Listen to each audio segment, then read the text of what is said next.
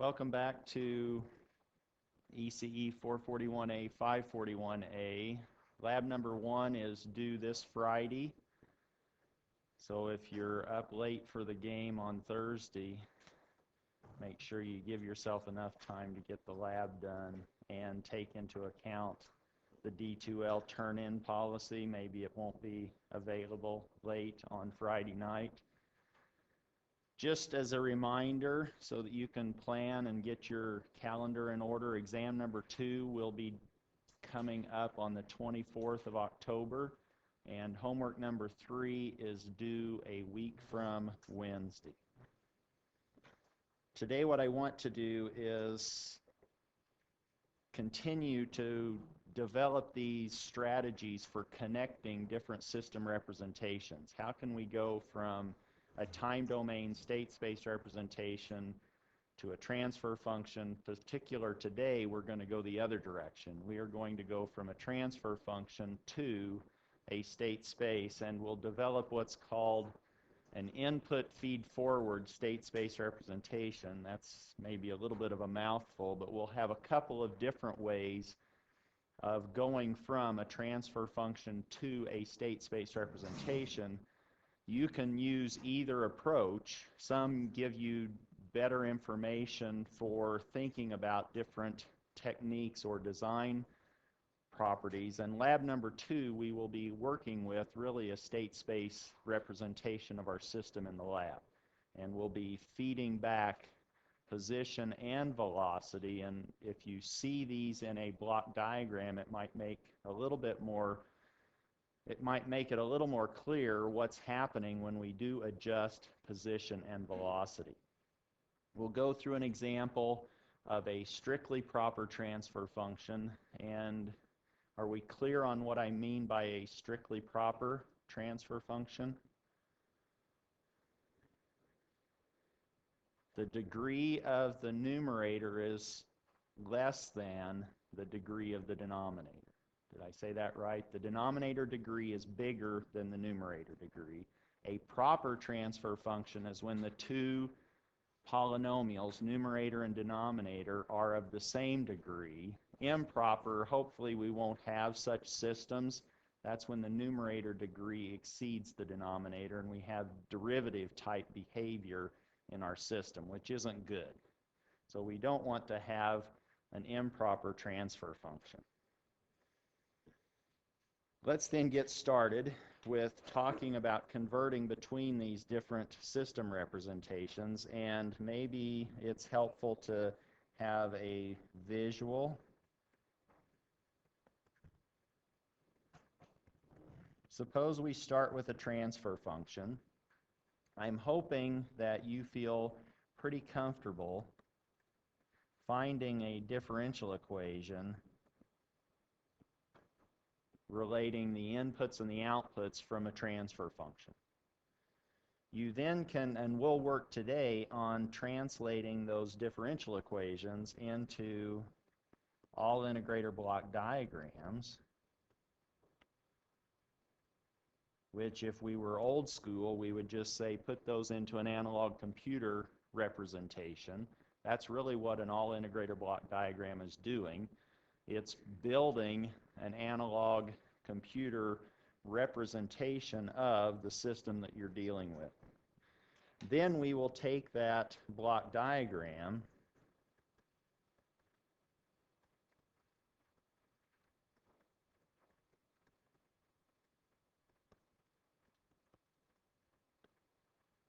once we've built the block diagram, it's not that difficult to go into a state space representation. How do we do that? If I have an all integrator block diagram, how do I build or create a state space representation? What is a strategy for doing that?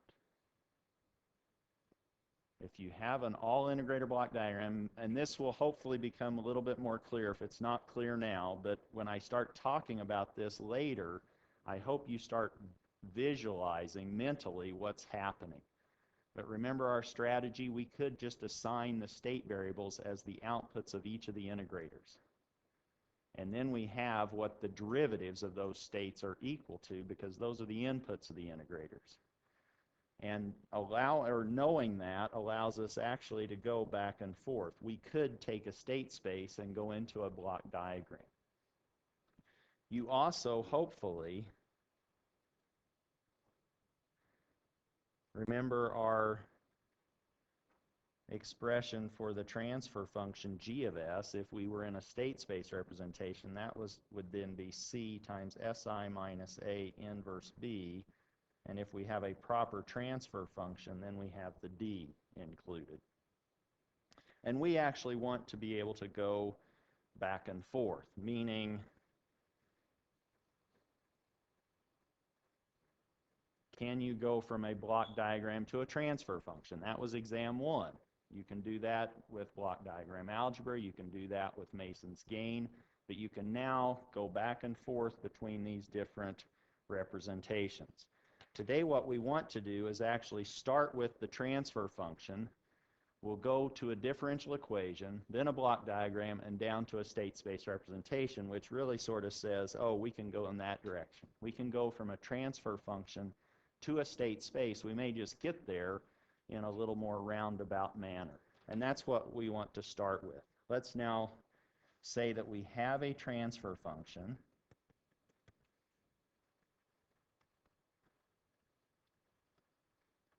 between u of s and y of s. And as a review, since it seemed like some of the exam answers were getting this inverted, what is the transfer function ratio? Which one do you put on top? Y over u. I was seeing on a few exams u over y. So you lost 24 of the 25 points. I'm sorry. No, you kind of lost the reciprocal. Maybe 1 or 2 points for doing that. But I want you to be clear as to the transfer function between u and y means g is equal to y over u. And you look at that ratio. What we want to do once we have the transfer function is we want to obtain a, and why do I say a? Because the state space representation is not unique. So we want to obtain a linear state space representation.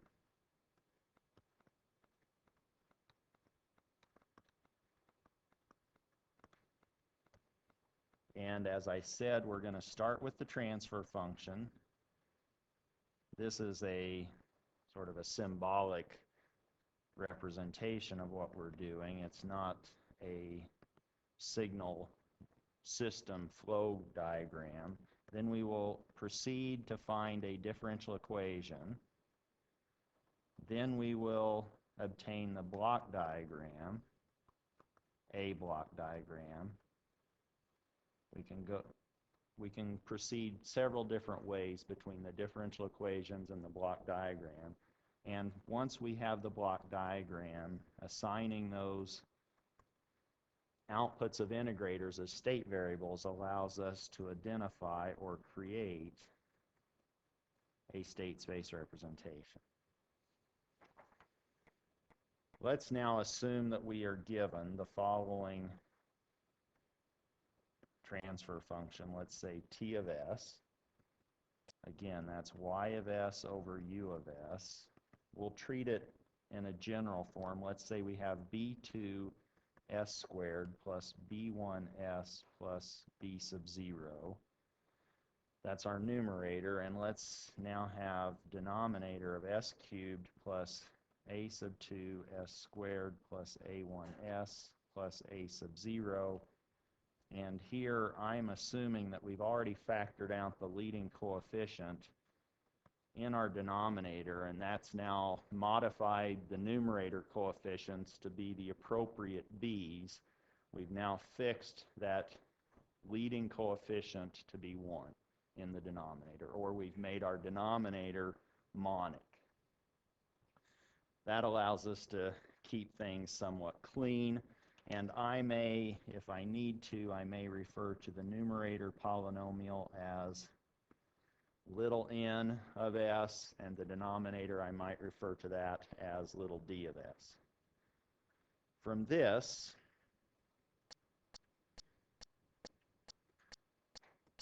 is there a storm brewing, or is that just me? Pardon? Oh, it's the AC? Needs to be making more noise than that then if it's supposed to be working. All right, so now what do we have? We want to obtain the differential equation from this. What is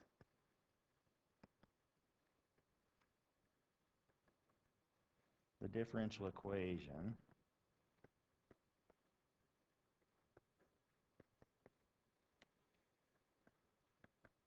that relates the output time domain expression to the input? And essentially, we're just cross-multiplying and going through an inverse Laplace transform operation, realizing that multiplication by s is associated with a derivative in the time domain. If we do that, then let's say we have y of s is equal to t of s times u of s, which, using the earlier notation, that's a polynomial n over a polynomial d times our input u.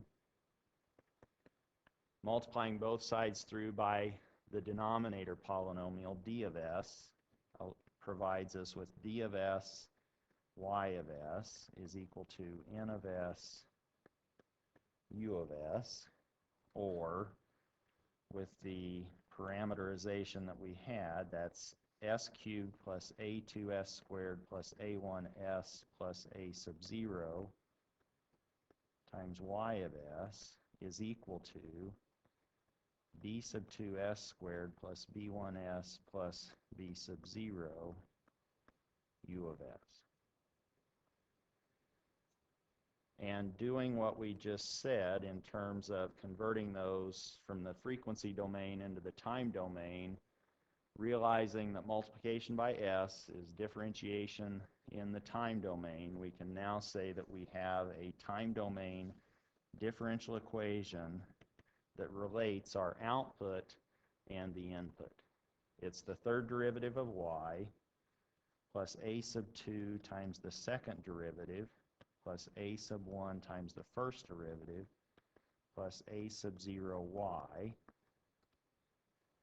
equaling b sub 2, the second derivative of u, plus b1, first derivative of u, plus b sub 0 u of t. And what we want to do now is actually create a all-integrator block diagram that would realize a solution to that differential equation. We want to build a block diagram such that if we injected the particular input signal u of t into that all-integrator block diagram, the output of that block diagram y of t would actually be the time domain output response. That's the idea, and that's what you were getting from an analog computer. The approach that we are going to take now is one strategy for going from this to a state space representation, or to a block diagram. What we're going to do is solve for the highest power derivative on the output and integrate everything once. So let me do that in two steps, and I'll just say let's integrate, or I'm going to do those two steps in one, and simply say integrate that expression once. So that now if I've solved for the leading power, or the output of highest derivative, y triple prime, and if I integrate it once, that gives me y double prime. Everything else is on the other side. If I integrate minus a sub 2 y double prime, integrating that once leaves me with y prime. Then I have minus a1 integral of a derivative is just y. Then I have plus, or I'm sorry, minus the integral of a sub 0 y of, let's say, tau, if I want my integral to be from 0 to t, for example. But usually I just leave those as indefinite integrals and don't worry too much about it. The other piece are my input pieces. So now I have plus b sub 2u plus b1u plus b sub 0 integral of u.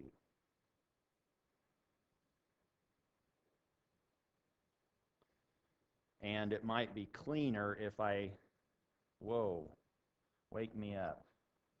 That's b sub 2u prime plus b1u plus b sub 0 integral of u. Does that look better? Now what I want to do is I want to actually start to collect my inputs and outputs that have the same kind of operation associated with them. I want to collect my first derivative pieces, my integral pieces, because now I'm going to assume in creating the block diagram that I essentially have the input u and the output y to play with. And I can scale those and then integrate them. Meaning, if I now rewrite this, y double prime, I can now say is equal to minus a sub 2 y prime plus b sub 2 u prime minus a1y plus b1u plus the integral of, let's say, b sub 0 u of tau minus a sub 0 y of tau d tau. Questions on that? That's the same thing. Now I said I want to assume that I have available to me the input and the output waveform. I now have the input and the output in a couple of different places on the right-hand side, and I have to integrate that combination once. I want to actually end up with the output on the left-hand side. So let me integrate again.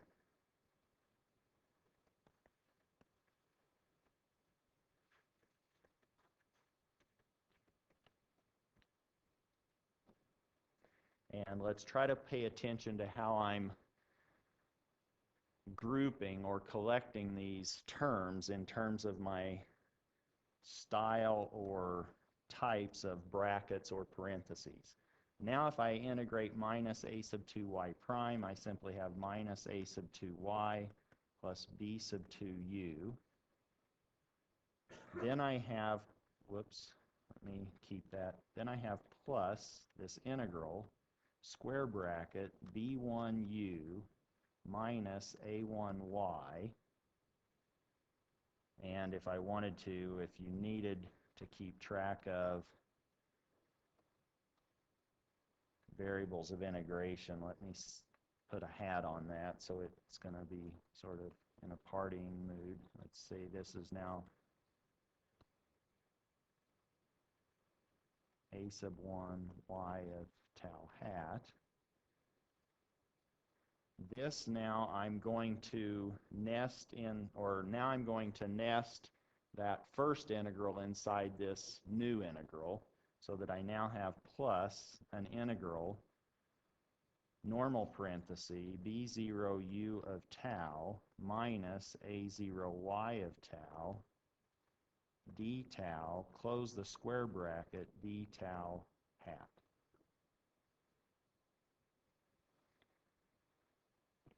Meaning this last term of b0u minus a0y is actually getting integrated a couple of times. Is that clear? It's inside the square bracket. The b1 minus a1 piece is so far just integrated once. But I still have a y prime on the left, and I want to just end up with a y. I integrate again.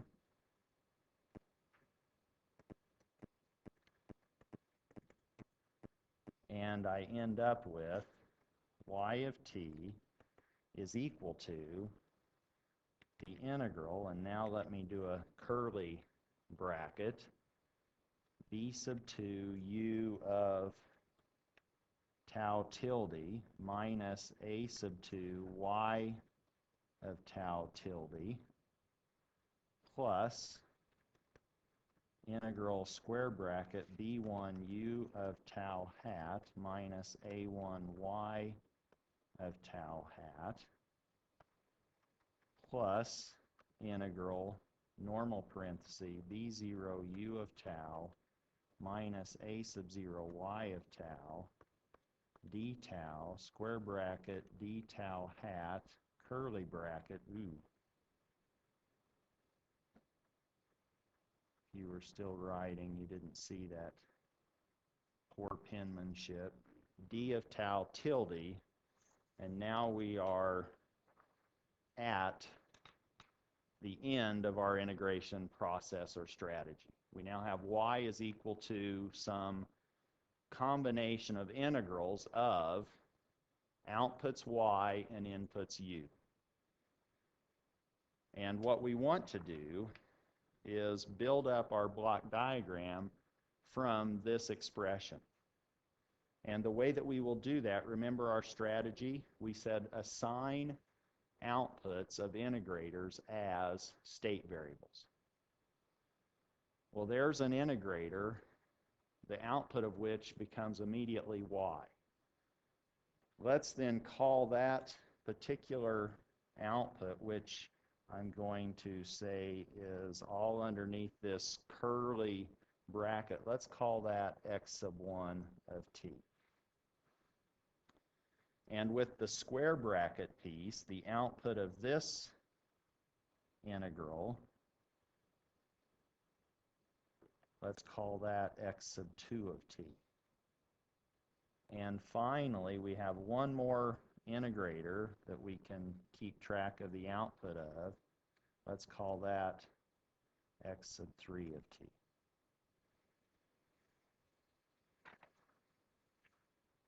Now, that may not yet, that was supposed to be a normal parenthesis for x sub 3.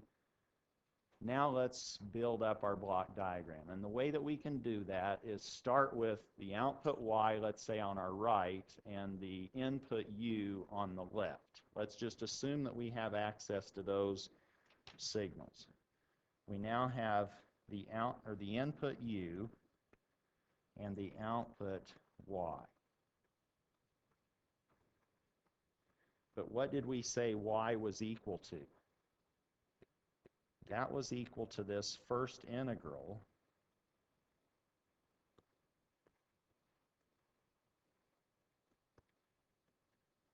x1 of t.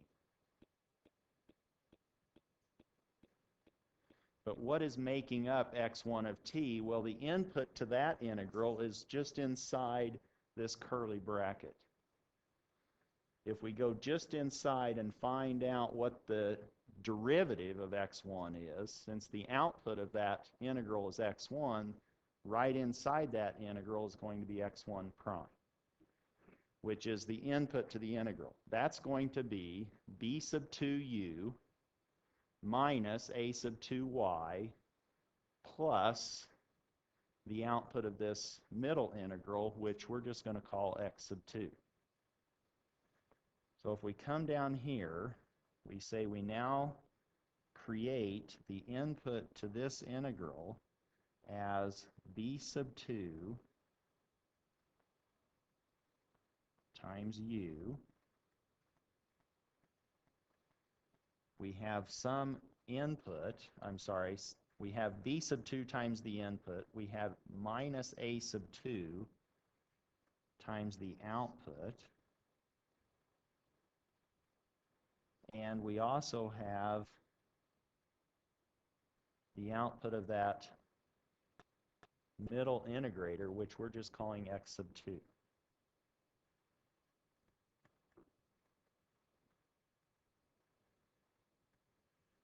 Everybody see the strategy that we have done to create y. Y is just a combination of three pieces. B sub 2 times u minus a sub 2y plus x sub 2. the way that we have now written that differential equation, differintegral equation. Now we do the same strategy to build up x2 dot. We go back to the input of this integrator, and that's going to be a combination of certain pieces. It's going to be b1 times u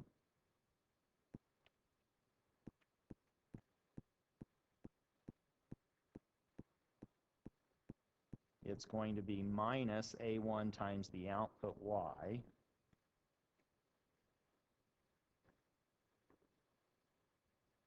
and it's also going to be plus what? x3.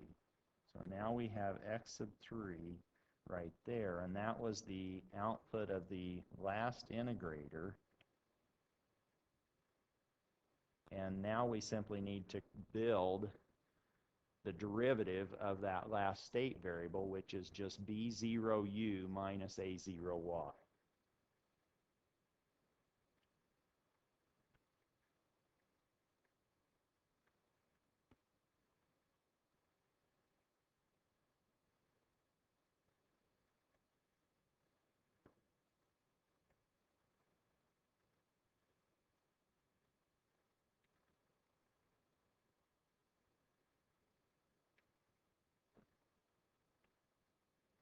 Questions on that? That now is an all-integrator block diagram that takes the input u and processes it in such a way that will generate the output y, that would satisfy that governing differential equation. And to find our state space representation, a state space, we simply need to write the time derivatives of these state variables, x1 prime, x2 prime, and x3 prime, in terms of x1s, x2s, x3s, and u's. If we do that, here's what happens. Here is a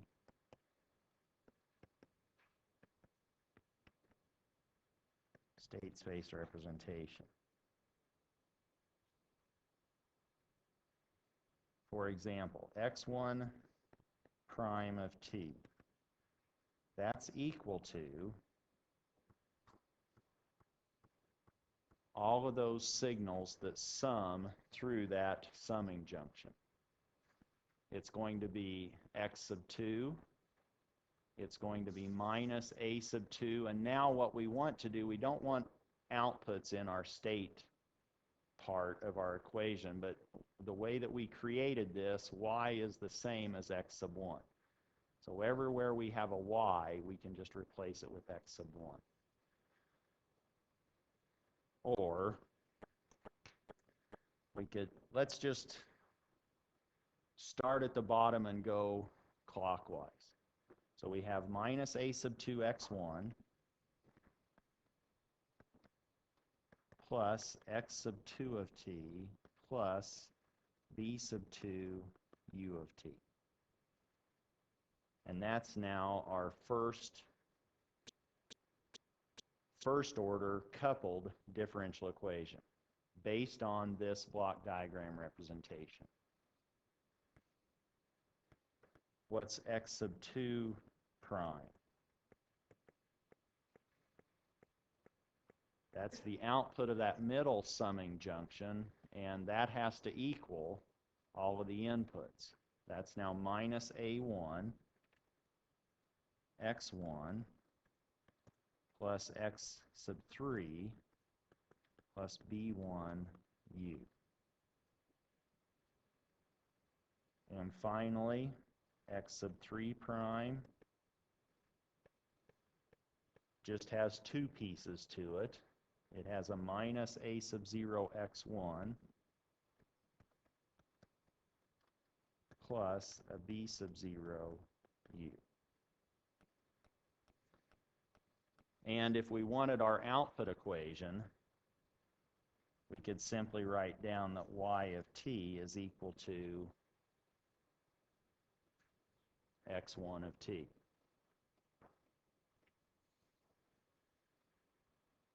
What does this look like in a matrix? That will be now our input, what's called our input feed forward, and maybe you can see that from the block diagram. We are feeding forward the input into these three different summing junctions, so that's an input feed forward. We are putting the input forward into our system model and keeping track of that, and it actually is consistent with the original differential equation. If we now build up, how big is our system matrix for this representation? It's 3 by 3. It's square, isn't it? So now in this particular model, we have an x1 prime, an x2 prime, an x3 prime.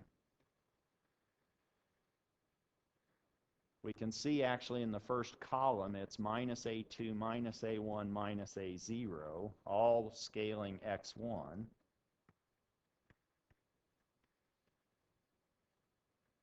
In the top row, we not only have the minus a2 x1 piece, but we also have the 1 times x sub 2 piece, nothing times x sub 3,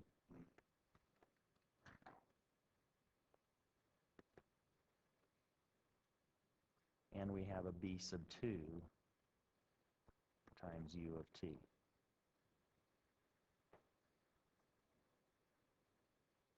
The second row, or the second differential equation, we've already accounted for the minus a1 times x1.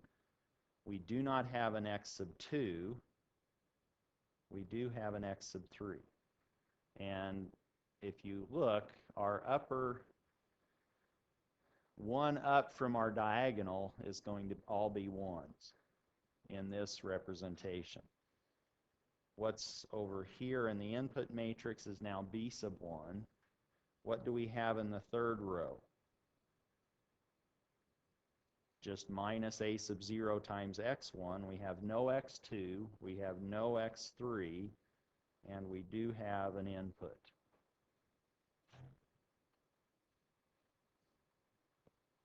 Here is our A matrix, or the system matrix.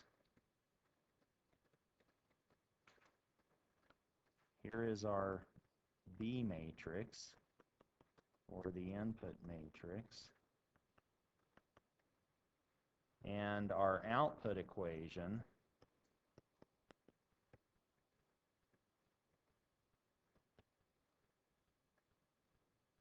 we only had one output.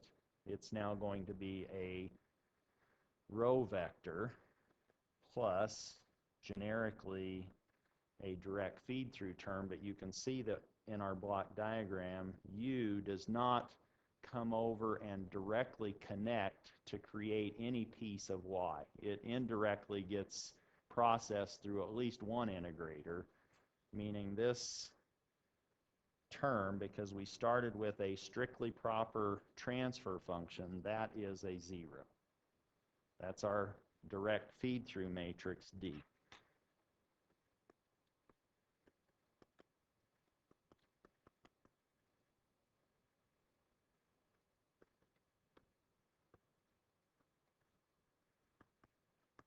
What's the output matrix C?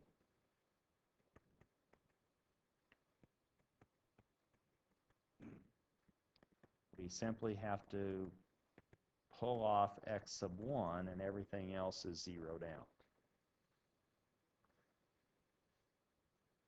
That's now our state space representation, and we can actually, now that we've seen that derived, you can immediately take a transfer function into that representation because we can identify the appropriate coefficients consistent with our transfer function. Let's look at an example.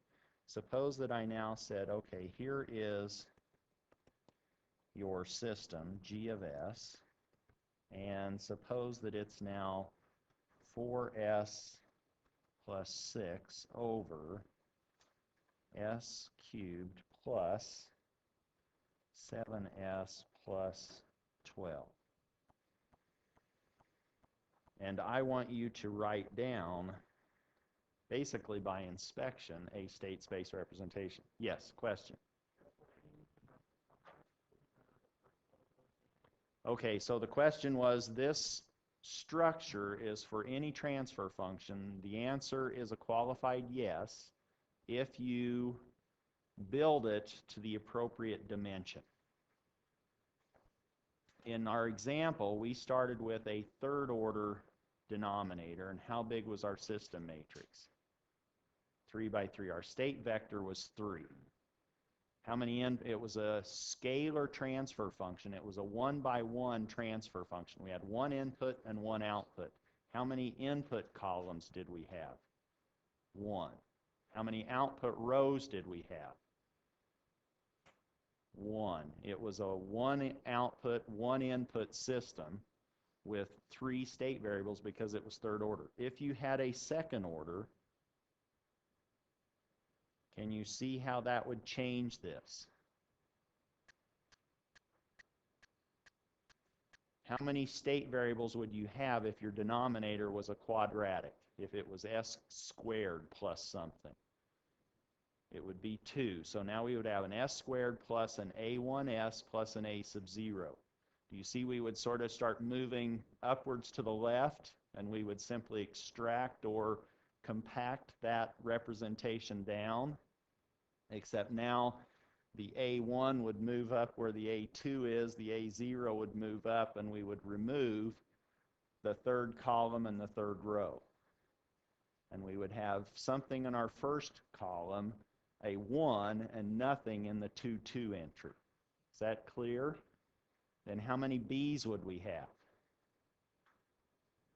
2, and they would slide up. Now, what I'm suggesting that we can do here, does that answer your question? Now, what do we have? What do you expect if you were taking the final exam, well, maybe the second exam, and you're given this G of S, how could you get some partial credit?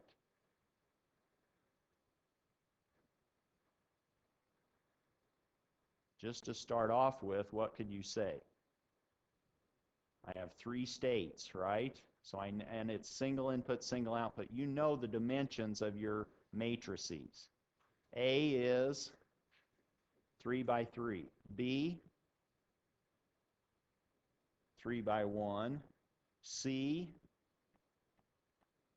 1 row, 3 columns, 1 by 3. D, 1 by 1. You could write those down immediately. Now what we want to do is build those up, or essentially insert the correct coefficients. If we looked at this, you now have told me that I have an x prime that's going to be x1, x2, x3. You see how I get lazy and just call that x1, x2, x3, and x? That's x prime plus something u. Y is equal to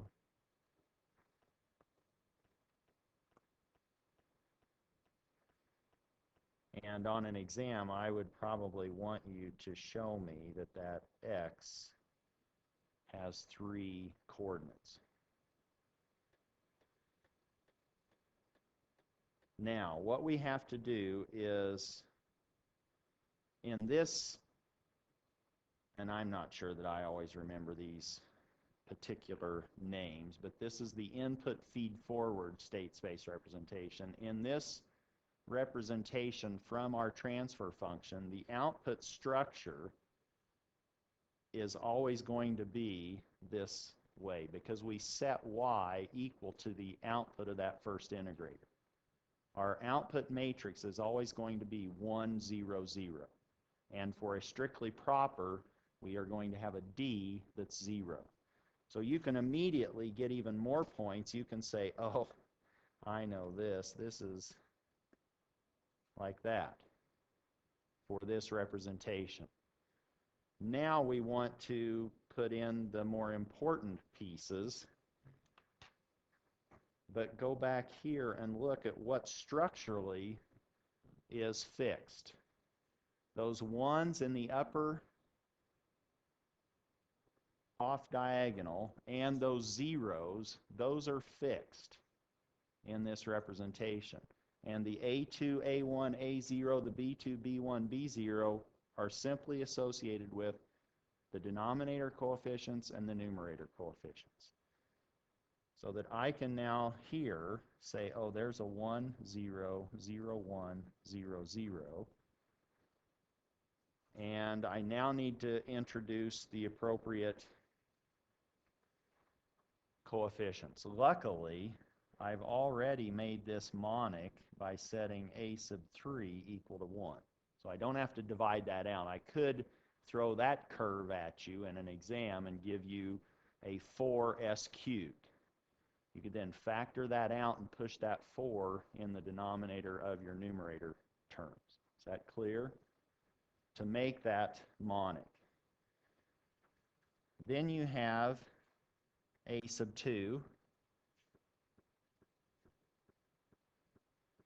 No. What is that?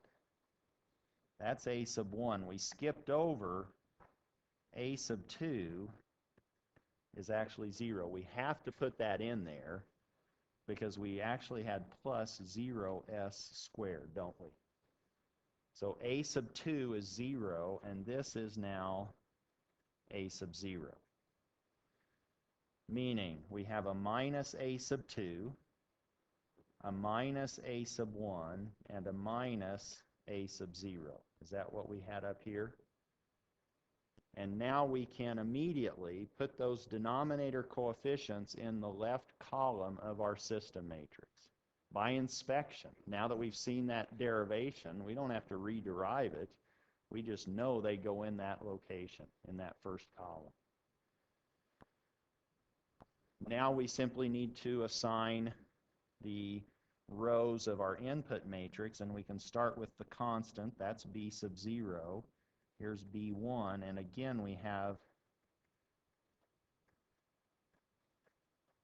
a 0 for one of those coefficients, which actually is the coefficient of s squared. And how did those get introduced? We started with b2 upstairs, b1, b0. So now we have 6, 4, and 0 for our representation. And that's now by inspection. We could build that. Somebody gave you that transfer function, 4s plus 6 over s cubed plus 7s plus 12. You can immediately write down a state space representation. You wouldn't have to rederive it. You know that it's derivable. You now simply insert those coefficients in the correct locations in your system matrix and input matrix, and your output matrix is fixed at 1, 0, 0. Questions on that? What if we had a proper transfer function? Suppose somebody now said,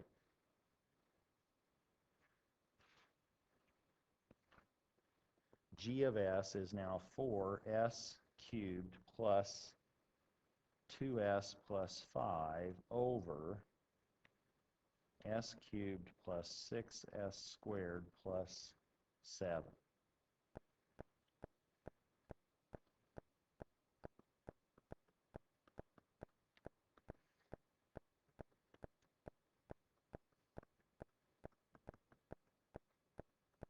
Is it clear why I'm calling that a proper versus a strictly proper? So that terminology is important.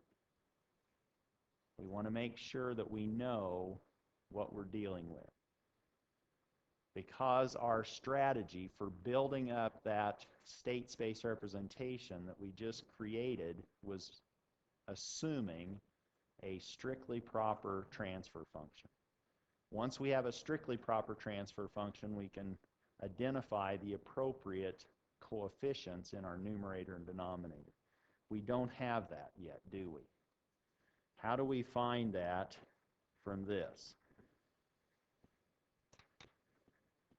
We can do long division, can't we? What I want you to be clear on is this is not b sub 0. This is a sub 0. This is, that's 6.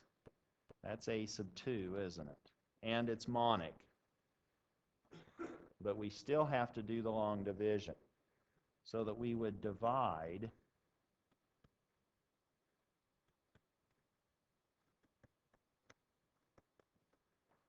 the numerator by the denominator.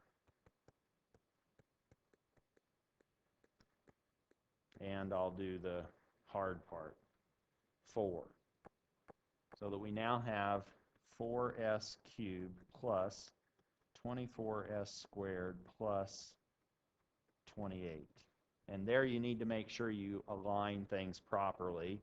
It's not very clean the way it is, so let me say, well, that's plus 2s plus 5. That's a little bit more aligned, but still not very good. And you could just go on. Hopefully it's, so this would be minus 24s squared. So now I hope you see that this becomes minus 24s. Is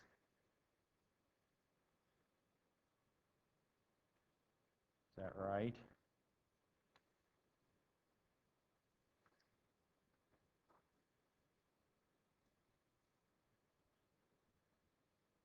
What am I doing wrong?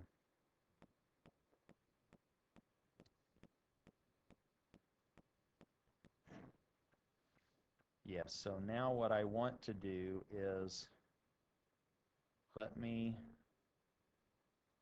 get rid of that guy. And now I have minus 24s squared minus or plus 2s, and then what do I have? Minus 23. So that now I need to,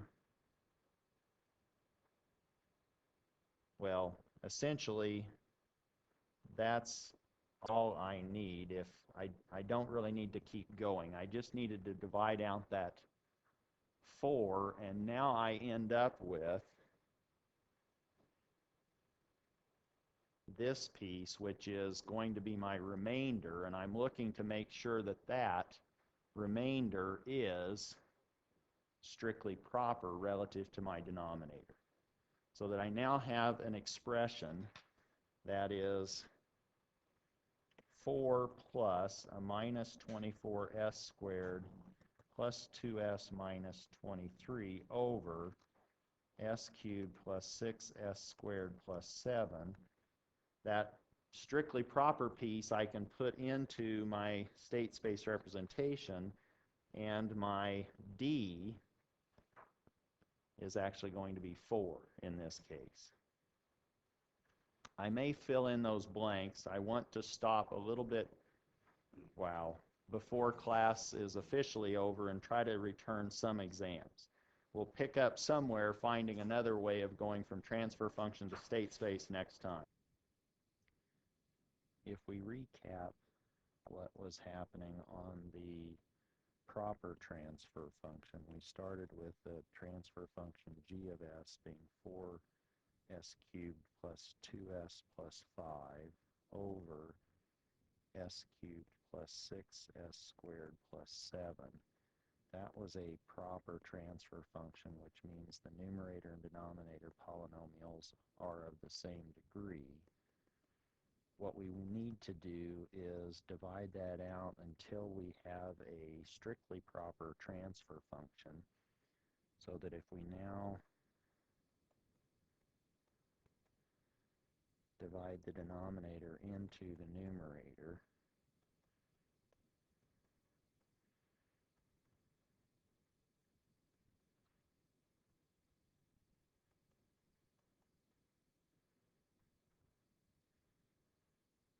then we have 4s times I'll get this right eventually. We'll have 4 times the denominator, leaving us then with 4s cubed plus 24s squared plus 28. We subtract that from the original numerator. We end up with 24s squared plus 2s minus 23, so that we now can rewrite g of s as 4 plus a minus 24s squared plus 2s minus 23 all over the original denominator of s cubed plus 6s squared plus 7. We can now identify from that strictly proper transfer function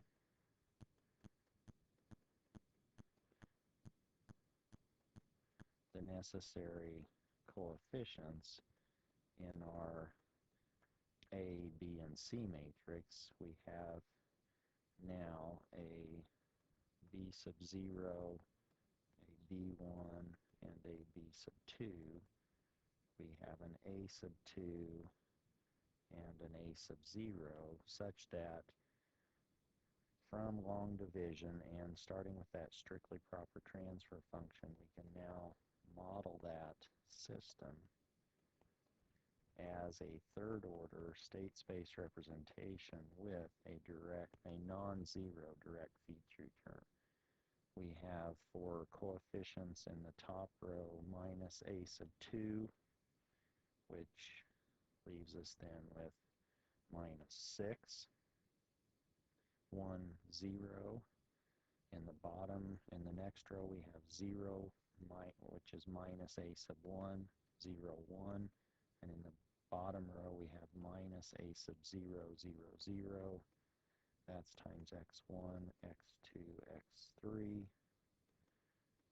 plus our input matrix coefficients. Minus 24 is b sub 2, 2 is b sub 1, and minus 23 is b sub 0, all times u of t. Y of t now is where we have a slightly different set of matrices. We have our standard 1, 0, 0 output matrix C, but now we have the 4 in the direct feed-through term resulting from the long division, and this is now our state space representation for a strictly proper, for a proper transfer function that we were then able to generate by long division.